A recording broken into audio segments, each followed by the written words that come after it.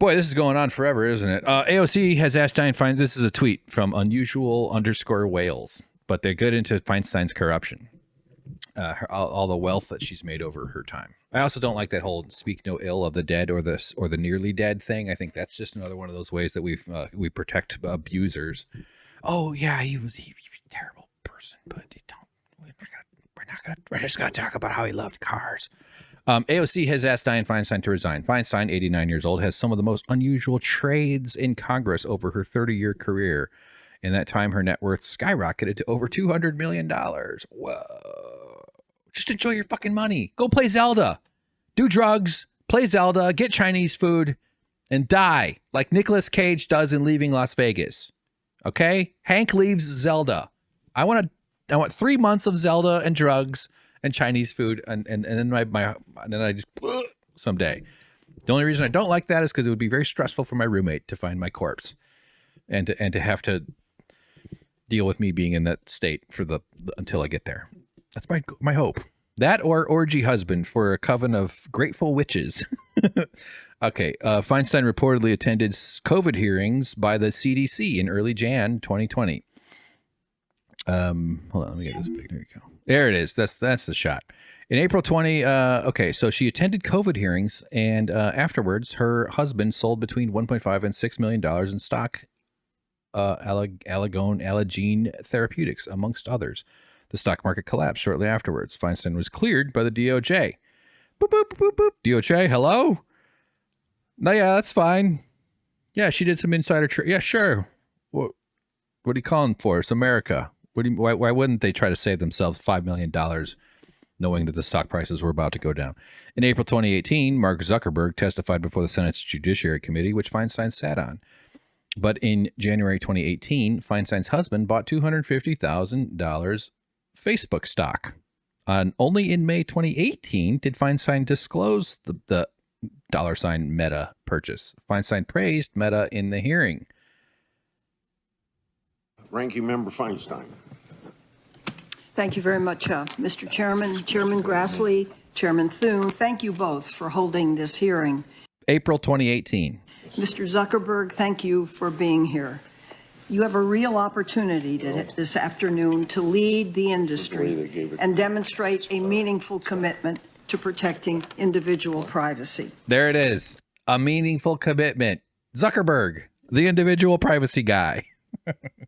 She goes on and on about like Cambridge Analytica, a bunch of kind of stuff we like that. We have learned over the past few months, and we've learned a great deal that's alarming. We've seen how foreign actors are abusing social media platforms. Yeah, she's reading something. Yeah, the big individual privacy. This is that hearing where Zuckerberg was drinking water, robot style, just like just trying to be an AI freak. Yeah, so that's ugly. But she owned his stock in his company when she's saying those words. I'm making hand gestures that proves the point going on here. In August 2020, Feinstein's husband purchased $50,000 in College Reaction, a private polling company. On January 6th, the day of the Capitol strike, Feinstein said, the previously unreported transaction conducted by my spouse should have been disclosed. She didn't pay a penalty, but she did. God smote her with shingles. No, what if God's just like a big leftist? No, we all know that's not true. God's a MAGA guy. God's that guy that's been showing up to the school bus pickup with the gun. There's been a picture of this guy in a MAGA hat holding a giant gun standing out to prove some point. What the fuck? That's not. Why did I go there? Yeah, okay, so this is more investor bullshit. This is kind of that thing I was saying earlier about investing. Like like you can access ownership with piles of money, and then you can benefit from the work of others. You don't actually do the work, you give money. And we could argue there's usage, like you need money. Someone gives you $10,000, you go off, you do stuff, you come back with some money, and you give them back $12,000. You wouldn't have been able to do any of it without the money. Like we can argue, I get the kind of like the innocent sort of storybook version of that. But it's just a way to create a gigantic pool, like in There Will Be Blood, where they're pouring buckets of oil into a big pool.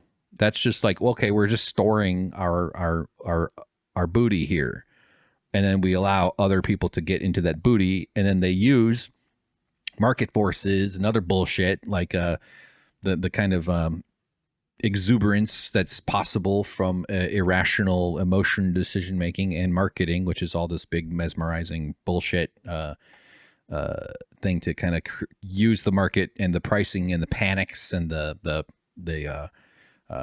swells, not the word, what the runs, the bulls, the bears, all that shit. What's the word I'm looking for? The runaway, the Dutch tulip thing, runaway something. But it's not.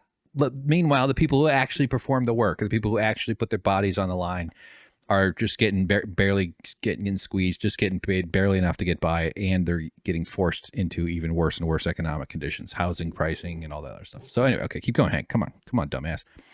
On December 4th, 2009, we're already over an hour, 20 minutes. Okay. Feinstein and her husband bought $1 million in Amyris Biotechnologies. It was their only transaction the entire year. Wow, it's a pretty slow year for the Feinsteins. Weeks after, the company was awarded a $24 million governmental grant. Later, Feinstein introduced her own bill that benefited Amyris Biotech. Wouldn't it be nice if we got some money for... I actually think she has a nice voice, by the way. I always thought that whenever I hear her voice, it's distinctive. Clarence Thomas has an amazing voice. He's got a really beautiful speaking voice. That's the only good thing about him. In July 2011, the Postal Service entered into an exclusive contract with the real estate firm C.B. Richards Ellis Group. Feinstein's husband was the chairman of the company's board of directors. Furthermore, he served on the Global Development Council on Obama's council, of course. These are some of the many examples. Despite 30 years of conflicts, Feinstein paid zero fees and broke the Stock Act numerous times. Truly unusual. You can see all of our financial history forever at unusualwhales.com/politics. Okay, so Unusual Whales is doing some good work there. Shahid Buttar, and I think this tweet is up here because I follow him. He ran against Pelosi. I think he'd be good. I don't know. Better than Pelosi, obviously. Octogenarian oligarchs do no one any favors with what they cynically describe as quote-unquote public service while preying on the future to fill their pockets. Well said, Shahid. You got it.